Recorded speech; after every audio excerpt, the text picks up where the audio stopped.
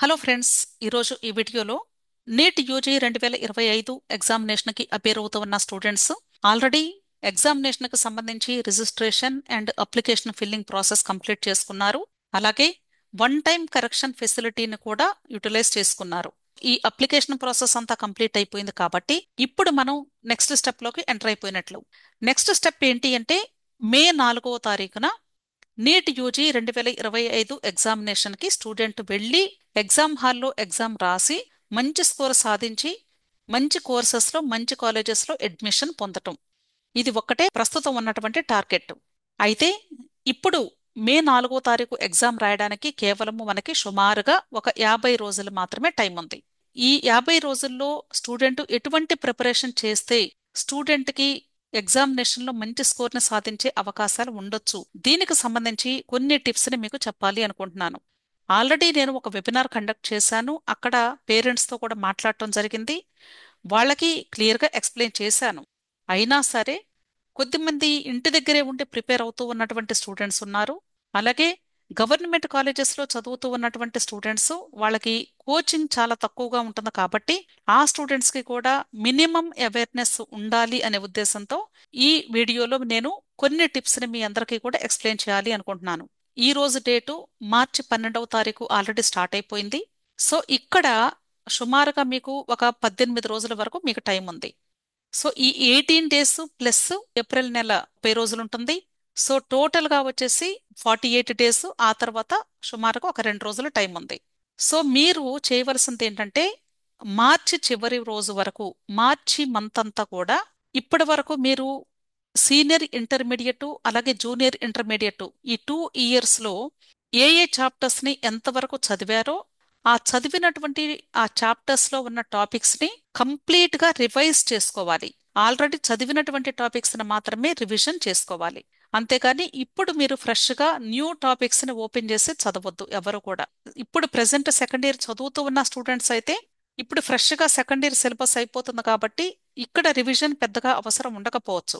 ఎందుకంటే మీరు IP exams కూడా రాస్తారు కాబట్టి డెఫినెట్ గా అంటే కొన్ని రీడింగ్స్ అయితే మీరు ఇచ్చే ఉంటారు. కానీ మీకు ఫస్ట్ ఇయర్ సిలబస్ ఇంతకు ముందు సంవత్సరం చదివారు కాబట్టి ఆ సిలబస్ని అయితే ఖచ్చితంగా మీరు రివైజ్ చేసుకోవాల్సినటువంటి అవసరం ఎంతైనా ఉంది. ఫస్ట్ ఇయర్ సిలబస్లో మీరు ఎంతవరకు అంటే ఇంతకు ముందు చదివినటువంటి టాపిక్స్ని రివిజన్ చేసుకున్నారో ఒకసారి గ్రహించండి. ఇంకా మీకు తరోగా ఆ సిలబస్ రావాలి, మేము ఇంకా చదవాలి, ఒకసారి రెండు సార్లు చదవాలి అని ఎవరైతే అనుకుంటారో ఆ స్టూడెంట్స్ మాత్రం ఖచ్చితంగా రివిజన్ చేసుకోవాలి.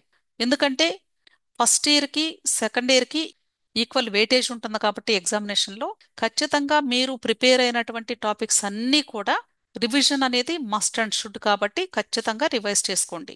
మార్చి నెలంతా కూడా రివిజన్కి పెట్టుకోండి. ఏప్రిల్ మంత్ తీసుకున్నట్లయితే సుమారుగా ఒక 30 డేస్ టైం ఉంటుంది కాబట్టి ఈ 30 డేస్లో మీరు మ్యాక్సిమం ఎన్ని ఎగ్జామ్స్ రాయగలరో అన్ని ఎగ్జామ్స్ ప్రాక్టీస్ టెస్టులు రాయండి. అంటే కనీసం రోజుకి ఒక ఎగ్జామ్ అన్నా రాస్తే మంచిది. ఒకవేళ మీకు ఇక్కడ రివిజన్ టైం సరిపోలేదు అనుకోండి, అంటే మీకు ఫస్ట్ ఇయర్ సిలబస్ దగ్గరే కొంచెం ప్రాబ్లం రావచ్చు అనుకుంటున్నాను. అలాంటి సందర్భంలో ఏం చేయాలంటే ఈ రివిజన్ టైంని కావాలి అంటే ఏప్రిల్ నెలలో కూడా ఒక 1 వీక్ యాడ్ చేసుకోండి కావాలి అంటే. అర్థమైంది కదా? సో ఇప్పటి నుండి ఏప్రిల్ ఫస్ట్ వీక్ వరకు రివిజన్ మాత్రం ఖచ్చితంగా చేసుకోండి. ఇక్కడ రివిజన్ చేసుకోకుండా కేవలము ఎగ్జామ్స్ రాస్తూ ఉంటే దానివల్ల పెద్దగా ఇంప్రూవ్మెంట్ ఉండదు. కాబట్టి ప్రతి ఒక్క స్టూడెంట్ కూడా రివిజన్ మాత్రం 100% చేసి తీరాల్సిందే. వీలైతే ఒకటికి 2 సార్లు మీరు రివిజన్ చేసుకుంటే మంచిది. అంటే మినిమం ఒకసారైనా ఉండాలి. మ్యాక్సిమం 3 టైమ్స్ వరకు రివిజన్ చేసుకుంటే ఇంకా బెటరు. ఓకే. నెక్స్ట్ ఏప్రిల్లో మాత్రం ఖచ్చితంగా కనీసం ఒక 3 వీక్స్, 3 వీక్స్ అంటే దాదాపుగా ఒక 21 డేస్ లేదా 20 డేస్ అనుకోండి.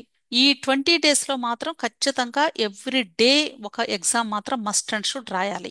మరి ఈ ఎగ్జామ్ ఏ టైంలో రాయాలి అంటే మీకు నీట్ ఎగ్జామ్ 2 to 5 మధ్యలో జరుగుతుంది.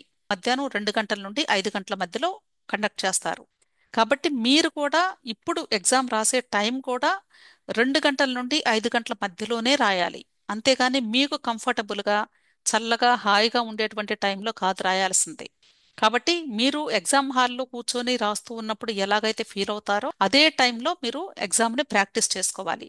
సో 2 గంటల నుండి 5 గంటల మధ్యలోనే మీరు full length examination 3 hours exam కూడా రాయాల్సి ఉంటుంది.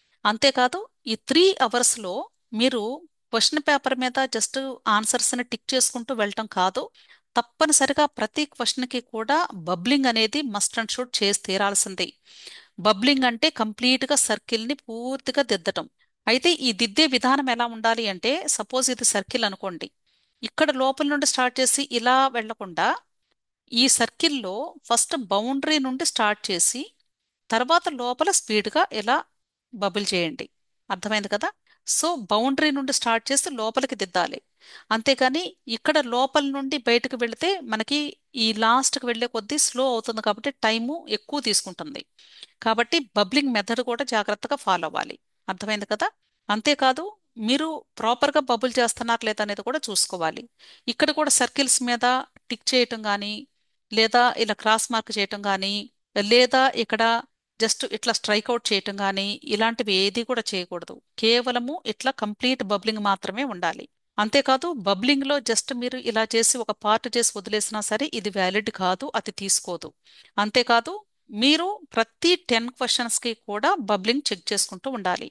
అంటే ఈ 1 to 10 క్వశ్చన్స్ కి బబుల్ చేసిన తర్వాత 10th క్వశ్చన్ దగ్గర బబ్లింగ్ కరెక్ట్ గా ఉందా లేదా అనేది చూసుకోండి. అంటే మీరు 10th క్వశ్చన్ కి నెంబర్ 2 ఆప్షన్ కరెక్ట్ అనుకున్నారు అనుకోండి, ఈ 2 నెంబర్ ఉన్న సర్కిల్ నే బబుల్ చేశారా లేదా అనేది చెక్ చేసుకోవాలి. ఒకవేళ ఇది చెక్ చేసుకోకుండా మీరు 11th క్వశ్చన్ డైరెక్ట్ గా బబుల్ చేసుకుంటూ వెళ్ళారనుకోండి, ఒకవేళ ఈ 10th క్వశ్చన్ దగ్గర మీరు 9th దానికి ఇక్కడ బబుల్ చేశారు అనుకుందాం పొరపాటున, సో ఈ సిరీస్ అంతా కూడా రాంగ్ అయిపోయింది. కాబట్టి ఎవ్రీ 10th క్వశ్చన్ దగ్గర కానీ అలాగే 20th క్వశ్చన్ దగ్గర మీరు ఇలా చెక్ చేసుకుంటూ వెళితే ఎక్కడైనా ఈ సీక్వెన్స్ లో ఒకవేళ స్కిప్ అయినా సరే కేవలం ఈ క్వశ్చన్స్ వరకే ఆ మిస్టేక్ ఉంటుంది. కాబట్టి నెక్స్ట్ క్వశ్చన్స్ కి అది క్యారీ ఫార్వర్డ్ అవ్వదు.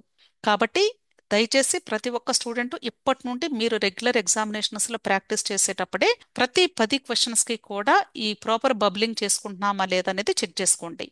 అంటే ఈ 10వ నెంబర్ క్వశ్చన్ కి సరిగ్గా చేశానా లేదా, అలాగే 20వ నెంబర్ క్వశ్చన్ కి ప్రాపర్ గా బబ్లింగ్ కరెక్ట్ ఆన్సరే చేశానా లేదా, అంటే మీరు అనుకున్నటువంటిది. అలాగే 21 నుండి మరలా స్టార్ట్ చేస్తారు. ఇట్లా ప్రతిసారి కూడా మీరు చెక్ చేసుకుంటూ ఉండాలి. ఇంకొక విషయం ఏంటంటే, మీరు ఇప్పటి నుండే అంటే రెగ్యులర్ గా ఎగ్జామ్స్ అంటే ఎవ్రీడే ఒక ఎగ్జామ్ అయినా కనీసం రాయమని చెప్తున్నాను. ఆ ఎగ్జామ్ రాసేటప్పుడు మీరు ఆ ఎగ్జామ్ పేపర్ లో ఫస్ట్ అన్ని పేజెస్ లో ప్రాపర్ గా ప్రింటింగ్ ఉందా లేదా చూసుకోవటం ప్రాక్టీస్ చేసుకోవాలి. అలాగే మీరు ఫస్ట్ ఏ సబ్జెక్ట్ ని ఆన్సర్ చేయాలి అనేది కూడా సబ్జెక్ట్ సెలక్షన్ కి ప్రయారిటీ ఇవ్వాలి. అంటే కొన్ని సబ్జెక్ట్స్ లో మీకు ఈజీ క్వశ్చన్స్, మీకు బాగా తెలిసిన క్వశ్చన్స్ ఉండుండొచ్చు. సో ఫస్ట్ ఏ సబ్జెక్ట్ ని చూజ్ చేసుకోవాలి అనేది సెలెక్ట్ చేసుకోవాలి. తర్వాత సెకండ్ సబ్జెక్టు, తర్వాత థర్డ్ సబ్జెక్టు. ఈ సబ్జెక్ట్ సెలక్షన్ కంప్లీట్ అయిపోయిన తర్వాత నెక్స్ట్ ఈ సబ్జెక్ట్లో బాగా వచ్చిన క్వశ్చన్స్ ని ఫస్ట్ చేసేయండి ఆన్సరింగ్. అంటే ఈ సబ్జెక్ట్లో బాగా వచ్చిన క్వశ్చన్స్ ఒక 20 క్వశ్చన్స్ ఉన్నాయి అనుకోండి. ఈ 20 క్వశ్చన్స్ మీరు ఆన్సర్స్ పెట్టుకున్న తర్వాత వాటిని బబుల్ చేసేసేయండి. ఈ 20 క్వశ్చన్స్ బబుల్ చేసే కంటే కూడా ముందు ఒక 10 చేసిన తర్వాత నెక్స్ట్ 10 చేసుకుంటే బెటరు బబ్లింగ్. అంటే 10 క్వశ్చన్స్కి బబ్లింగ్ పూర్తి చేసుకోవడానికి ప్రయత్నించండి. సో ఈ ఫస్ట్ సబ్జెక్ట్లో బాగా వచ్చిన క్వశ్చన్స్ అంటే మీకు ఈజీగా ఆన్సర్ చేయగలిగినటువంటి క్వశ్చన్స్ ఒక 20 క్వశ్చన్స్ ఉంటే ఇది అయిపోయింది. నెక్స్ట్ సెకండ్ సబ్జెక్ట్లో మరలా ఈజీగా వచ్చిన క్వశ్చన్స్ ఎన్ని ఉన్నాయో చూసుకోండి, వాటిని బబుల్ చేసుకోండి. అలాగే థర్డ్ సబ్జెక్ట్ ఈజీగా ఆన్సర్ చేసే క్వశ్చన్స్ అలాగే వాటిని బబుల్ చేయండి. సో ఈ పార్ట్ కంప్లీట్ అయిపోతుంది. నెక్స్ట్ దీనికంటే కొంచెం డిఫికల్టీగా ఉన్నటువంటి క్వశ్చన్స్ మరలా సేమ్ సబ్జెక్ట్ 1, సబ్జెక్ట్ 2, సబ్జెక్ట్ 3. ఆ తర్వాత మీరు టఫ్గా ఉన్నటువంటి క్వశ్చన్స్కి వెళ్ళండి. అంతేగాని మీరు అంటే ముందే ఒక సబ్జెక్ట్ అంతా పూర్తి చేసిన తర్వాత, అంటే సపోజ్ మీరు బైపీసీ కాబట్టి ఎక్కువ మంది బయాలజీ స్టార్ట్ చేస్తారు కాబట్టి ఈ బయాలజీ క్వశ్చన్స్ అన్ని అయిపోయిన తర్వాత నెక్స్ట్ కెమిస్ట్రీకి నెక్స్ట్ ఫిజిక్స్కి ఇలా రావద్దు. ఎందుకంటే ఒకవేళ మీరు బయాలజీ స్టార్ట్ చేసినా సరే బాగా వచ్చిన క్వశ్చన్స్ని ఫస్ట్ ఆన్సర్ చేసేసేయండి. ఆ తర్వాత కెమిస్ట్రీలో బాగా వచ్చిన క్వశ్చన్స్ని ఆన్సర్ చేసుకోండి. ఆ తర్వాత ఫిజిక్స్లో బాగా వచ్చిన క్వశ్చన్స్ని ఆన్సర్ చేయండి. ఆ తర్వాత డిఫికల్టీ లెవెల్స్ చూసుకోండి. అంతేగాని మీరు ఇక్కడ బయాలజీ అంతా అయిపోయిన దాకా ఒకవేళ ఏదో ఒక క్వశ్చన్ దగ్గర స్టక్ అయిపోయారు అనుకోండి, అక్కడే థింక్ చేస్తూ టైం వేస్ట్ చేసుకోవద్దు. అర్థమైంది కదా. అందుకని బాగా వచ్చినటువంటి క్వశ్చన్స్, ఈజీ క్వశ్చన్స్ ని ఫస్ట్ ఆన్సర్ చేయాలి. ఆ తర్వాత కొంచెం డిఫికల్టీగా ఉన్నటువంటి క్వశ్చన్స్ ఆన్సర్ చేయాలి. ఆ తర్వాత హార్డ్గా ఉన్న క్వశ్చన్స్ లో ఏమైనా ట్రై చేస్తే వస్తాయా లేదా అనేది చూసుకొని అప్పుడు వాటికి టైం కేటాయించండి. అర్థమైంది కదా. అంతేకాదు, అంటే 180 క్వశ్చన్స్ ఆన్సర్ చేయాలి కాబట్టి ఈ సంవత్సరం ఇక్కడ చాయిస్ ఏమీ లేదు. 180 క్వశ్చన్స్ ఖచ్చితంగా మీరు ఆన్సర్ చేసి తీరాల్సిందే. ఈ 180 క్వశ్చన్స్ కూడా అందరూ అన్ని బబుల్ చేసేయకండి. అనవసరంగా నెగిటివ్ మార్కింగ్ కూడా ఉంది కాబట్టి మీరు కరెక్ట్గా పెట్టిన క్వశ్చన్స్ కూడా అనవసరంగా మార్క్స్ లూజ్ అయ్యే అవకాశం ఉండొచ్చు. కాబట్టి ఈ ఈజీ క్వశ్చన్స్ అయితే డెఫినెట్గా మీకు కరెక్ట్ అయ్యే ఛాన్సెస్ ఎక్కువగానే ఉంటాయి. ఇక్కడ సబ్జెక్ట్ 1, సబ్జెక్ట్ 2, సబ్జెక్ట్ 3, మూడు సబ్జెక్ట్స్లో ఈజీ క్వశ్చన్స్. అలాగే సేమ్ ఇక్కడ సబ్జెక్ట్ 1, 2, 3 అలాగే హార్డ్. సో ఇక్కడ మీకు అన్ని క్వశ్చన్స్ దాదాపుగా ఒక కనీసం ఎంత లేదన్నా ఒక 80% క్వశ్చన్స్ కరెక్ట్ అవ్వచ్చు. అలాగే డిఫికల్టీ లెవెల్కి వస్తారు. ఇక్కడ డిఫికల్టీ లెవెల్లో కూడా నెక్స్ట్ ఒక 40 to 50% కరెక్ట్ అవ్వచ్చు మోస్ట్లీ. అలాగే హార్డ్కి వచ్చినప్పుడు ఇక్కడ మీకు కొంచెం డౌట్ ఉంటుంది. అంటే 20% ఛాన్సెస్ మాత్రమే ఉంటాయి. సో ఇక్కడ మీరు ఆలోచించి నెగిటివ్ మార్కింగ్ ఛాన్సెస్ ఎక్కడ ఎక్కువ ఉన్నాయి అంటే హార్డ్లో ఉన్నాయి. కాబట్టి ఇక్కడ ఆన్సర్ చేసేటప్పుడు అన్ని క్వశ్చన్స్ బబుల్ చేయకుండా ఇక్కడ జాగ్రత్తగా కంట్రోల్ చేసుకోవాలి. అర్థమైంది కదా. అలాగే నెక్స్ట్ ఈ డిఫికల్టీ లెవెల్ దగ్గర కూడా మీరు ప్రాపర్గా అంటే ఎంత టైంని కేటాయిస్తున్నారు ఈ డిఫికల్టీ క్వశ్చన్స్కి అనేది థింక్ చేయండి. అంటే ఒక్కొక్క క్వశ్చన్కి ఎంత టైం కేటాయిస్తున్నారు. ఇప్పుడు సపోజ్ మీరు కెమిస్ట్రీ దగ్గర కానీ ఫిజిక్స్ దగ్గర కానీ ఎక్కడైనా స్టక్ అయిపోయారు అనుకోండి ఒక క్వశ్చన్ దగ్గర, అనవసరంగా ఆ క్వశ్చన్ పట్టుకునే టైం కిల్ చేసుకోవద్దు. ఆ ఒక్క క్వశ్చన్ కానీ వదిలేశారనుకోండి, దానికి బదులుగా 4 ఈజీ క్వశ్చన్స్ ఆన్సర్ చేసుకునే టైం మీకు లభించుద్ది. అర్థమైంది కదా. ఇలా మీరు జాగ్రత్తగా ఆన్సర్ చేయటం అనేది మోస్ట్ ఇంపార్టెంట్. ఇవన్నీ కూడా ఫైనల్ ఎగ్జామ్లో చెయ్యాలి అని కాదు నేను చెప్తుంది. ఇప్పుడు మీరు ఈ రోజు మీరు ఎగ్జామ్ రాస్తూ ఉంటే ఈ రోజు రాసే ఎగ్జామ్ నుండి మీరు ఈ యొక్క ప్రాక్టీస్ అనేది మొదలు పెట్టాలి. అంతేగాని డైరెక్ట్గా ఫైనల్ ఎగ్జామ్లో ఈ స్ట్రాటజీస్ అన్నీ ఫాలో అవుదాము అక్కడ అప్లై చేద్దామంటే కుదరదు. ఇప్పటి నుండి మీకు అది అలవాటు అయితేనే మీకు ఫైనల్ ఎగ్జామ్లో అదొక హ్యాబిట్ లాగా ఉంటుంది కాబట్టి ఈజీగా మీరు దాన్ని ఎగ్జిక్యూట్ చేయగలుగుతారు. మీరు టైంను కూడా చూసుకుంటూ ఉండాలి కొంచెం. ప్రతి ఒక్క క్లాస్ రూమ్లో కూడా వాల్ క్లాక్ పెడతారు వాళ్ళు. అంటే ఎగ్జామ్ హడావుడిలో క్వశ్చన్స్ ఆన్సర్ చేస్తూ అసలు క్లాక్నే చూడరు కొద్దిమంది. క్లాక్ని చూసుకుంటూ టైంను ఫాలో అవుతూ ఉండండి. సో అందుకని నేను చెప్పేది ఫస్ట్ ఈజీ క్వశ్చన్స్ అన్ని పెట్టేస్తే మీకు బాగా వచ్చిన క్వశ్చన్స్ అన్ని సబ్జెక్ట్స్ లో అయిపోతాయి కాబట్టి కొంచెం మీరు సేఫ్టీగా ఉన్నట్లు. ఆ తర్వాత డిఫికల్టీ లెవెల్ దగ్గర కొంచెం టైము కేటాయించుకుంటారు. అర్థమైంది కదా. సో ఇంకా లాస్ట్ ఉన్నటువంటి టైము ఇక్కడ మీరు మిస్ అయ్యింది అనేటువంటి భయం ఉండదు. ఇక్కడ ఈ హార్డ్ క్వశ్చన్స్ ట్రై చేసేటప్పుడు మీరు అయ్యో టైం అయిపోతుంది, అనవసరంగా నేను బబుల్ చేయలేదు, లేకపోతే ఇంకా క్వశ్చన్స్ కొన్ని చూసుకోలేదు అన్న హడావడి ఉండదు. ఎందుకంటే ఇక్కడ ఈజీ క్వశ్చన్స్ కొంచెం డిఫికల్టీ లెవెల్ క్వశ్చన్స్ అన్ని మీరు పూర్తి చేసుకున్నారు ప్రాపర్గా. మీకు బాగా వచ్చిన క్వశ్చన్స్ అన్ని ఆన్సర్ చేసి బబుల్ కూడా చేసేసారు. ఇంకప్పుడు మీరు ధైర్యంగా ఉండొచ్చు. అర్థమైంది కదా. సో దయచేసి ప్రతి ఒక్కరు కూడా ఈ మెథడ్ని ఫాలో అయితే మాత్రం డెఫినెట్గా మీకు హెల్ప్ అవుతుందని నేను ఈ విషయాన్ని మీ అందరికీ తెలియజేస్తున్నాను. సో స్టూడెంట్స్ తప్పనిసరిగా ఈ మెథడ్ ఫాలో అయ్యేలాగా పేరెంట్స్ కూడా గమనించండి, వాళ్ళకి కొంచెం గైడెన్స్ ఇవ్వండి. అంటే స్టూడెంట్స్ ఈ వీడియోస్ వినకపోవచ్చు కానీ పేరెంట్స్ మీరు వాళ్ళకి తెలియజేయాల్సినటువంటి బాధ్యత. అంతేకాదు సిలబస్ కవరేజీ ఫర్ ఎగ్జామినేషన్. అంటే ఇప్పుడు వీళ్ళు ప్రాక్టీస్ టెస్టులు రాసేటప్పుడు కూడా ఏ టాపిక్ వరకు వీళ్ళు ఎగ్జామ్ రాస్తున్నారు అనేది చూసుకోవాలి.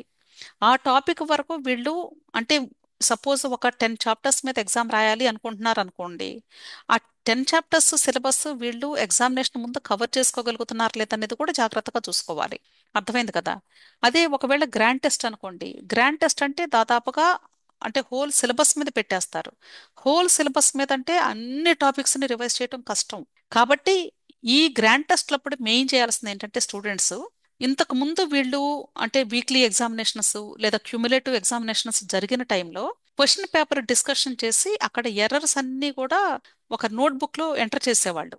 అంటే బయాలజీకి, ఫిజిక్స్కి, కెమిస్ట్రీకి నోట్బుక్స్ సపరేట్గా పెట్టుకొని ఇక్కడ డిస్కషన్స్ చేసి ఈ క్వశ్చన్స్ ఎర్రర్స్ అన్ని కూడా నోట్ చేసుకునేవాళ్ళు. ఇప్పుడు మీరు గ్రాండ్ టెస్ట్ టైంలో చేయాల్సిన పని ఏంటంటే ఇప్పుడు మీరు అంటే ఫ్రెష్గా టెక్స్ట్ బుక్స్ అన్ని ఓపెన్ చేసి చదవటం టైం సరిపోదు కాబట్టి మీరు ఇంతకుముందు ఎర్రర్స్ నోట్ చేసుకున్న నోట్బుక్స్ ఓపెన్ చేసుకొని వాటిని మాత్రం థరోగా రివైజ్ చేసుకోండి. అంటే చాలా ఫ్రీక్వెంట్గా చూస్తూ ఉండాలి ఆ బుక్స్ మీరు. ఎన్ని ఎక్కువ సార్లు చూస్తే అంత బెనిఫిట్ ఉంటుంది మీకు. ఎందుకంటే ఇవి మీరు ఇంతకు ముందు అటెంప్ట్ చేయలేనివి, రాంగ్గా మీరు ఆన్సర్ చేసినటువంటి క్వశ్చన్స్ కాబట్టి. ఆల్రెడీ వచ్చిన క్వశ్చన్స్ పర్లేదు, మీరు రివైజ్ చేసుకున్నారు, మార్చి నుండి ఏప్రిల్ ఫస్ట్ వరకు సుమారుగా చేసేసుకున్నారు రివిజన్ అంతా. ఇప్పుడు మీరు చేయాల్సింది ఏంటంటే, ఇంతకు ముందు మీరు అంటే రాంగ్ గా ఆన్సర్ చేసిన క్వశ్చన్స్ జాగ్రత్తగా ఆన్సర్స్ ని ఒకసారి చూసుకోవటం. ఈ ఎర్రర్స్ సంబంధించినటువంటి నోట్బుక్స్ మాత్రం థరోగా చూసుకుంటూ ఉండండి. అలాగే ఎన్సీఈఆర్టీ టెక్స్ట్ బుక్స్ మాత్రం ఖచ్చితంగా మీరు డైలీ ఒక్కసారైనా, మీకు ఎక్కడైనా డౌట్ ఉంటే ఏదైనా టాపిక్ మీద ఒకసారి ఓపెన్ చేసి, ఈ ఎన్సీఆర్టీ టెక్స్ట్ బుక్ లో కూడా అంటే కలర్స్ లో హైలైట్ చేస్తుంటారు ఇంపార్టెంట్ పాయింట్స్. ఆ బాక్సెస్ లో ఉన్నటువంటి ఆ యొక్క పాయింట్స్ మాత్రం ప్రతి ఒక్కటి కూడా బైహార్ట్ చేసేయాలి. ఏ ఒక్కటి కూడా మిస్ చేయొద్దు. ఓకే, అంటే చాలా ఇంపార్టెంట్ అనే ఉద్దేశంతో వాళ్ళు అక్కడ హైలైట్ చేశారు. మీకు నీట్ ఎగ్జామ్లో almost 90 to 95% questions NCERT text book నుండి మాత్రమే ఇస్తారు. ఎందుకంటే హోల్ ఇండియా లెవెల్లో సిబిఎస్ఈ వాళ్ళైనా, ఐసిఎస్ఈ వాళ్ళైనా, లేదా స్టేట్ సిలబస్ కు సంబంధించినటువంటి స్టూడెంట్స్ అయినా, వీళ్ళందరూ కూడా ఖచ్చితంగా ఫాలో అవ్వాల్సింది ఎన్సీఆర్టీ టెక్స్ట్ బుక్స్ మాత్రమే. కాబట్టి అందరికీ కామన్ గా ఉండేటువంటి బుక్స్ ఏదైతే ఉన్నాయో వాటి నుండి మాత్రమే క్వశ్చన్స్ ఇవ్వాలని రూలు. అందుకని ఎన్సీఆర్టీ టెక్స్ట్ బుక్స్ ని మాత్రం మీరు థరోగా రివైజ్ చేసుకోండి. రివిజన్ లేకుండా మీరు ఎన్ని గ్రాండ్ టెస్టులు రాసినా కూడా ఉపయోగం ఉండదు. ఇంకొకటి ఏంటంటే, మీరు ఎన్సీఆర్టీ టెక్స్ట్ బుక్స్ చదివేటప్పుడు అక్కడ ఉన్నటువంటి డయాగ్రమ్స్ ఎగ్జాక్ట్గా అలాగే గీయాలని ఏం లేదు. మీకు నచ్చిన విధంగా, అంటే మీకు బాగా అర్థమయ్యేలాగా మీరు సొంతగా మీ ఓన్ డయాగ్రమ్స్ని డ్రా చేసుకోండి. సపోజ్ ఫ్లో చార్ట్ ఉంది అనుకోండి, ఈ ఫ్లో చార్ట్ని కూడా సింప్లిఫైడ్గా మీరు మీకు ఈజీగా ఎలా గుర్తుండాలో అది మీరు మీ నోట్బుక్లో మీరు ఓన్గా మీ హ్యాండ్ రైటింగ్తో రాసుకోండి. ఇవి మీకు లాస్ట్ 1 వీక్ ముందు చూసుకోవటానికి చాలా హెల్ప్ అవుతాయి. లేదా ఆల్రెడీ మీరు మీ ఓన్ నోట్బుక్స్ ప్రిపేర్ చేసుకుని ఉంటే, ఇప్పుడు మీరు ఆ నోట్బుక్స్ని తప్పనిసరిగా ఒక్కసారైనా సరే ఓపెన్ చేసి చూడటానికి ప్రయత్నించండి. ఎందుకంటే మీరు ఈజీగా అర్థమయ్యేలాగా మీకు సొంతగా రాసుకొని ఉంటారు కాబట్టి మీకు వెంటనే అది అంటే మెమరైజ్ అవుతుంది, ఈజీగా గుర్తుకొస్తుంది.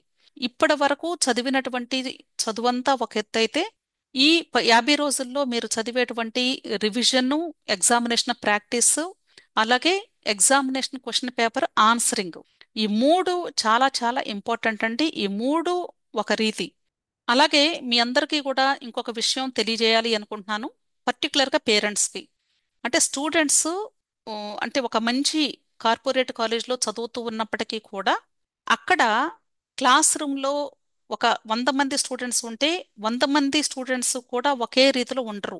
సో ఒక్కొక్క స్టూడెంట్ ఒక్కొక్క వేలో ప్రిపేర్ అవుతూ ఉంటారు కాబట్టి మీ పిల్లల యొక్క ప్రిపరేషన్ ఎలా ఉంది అనేది మీరు ఐడెంటిఫై చేసుకోవాలి. ఇంకొక విషయం ఏంటంటే, కాలేజెస్లో ఎవరు కూడా ఈ విషయాలని ఇంత డీటెయిల్డ్గా చెప్పరు. కేవలము సబ్జెక్ట్స్ మాత్రమే టీచ్ చేస్తారు.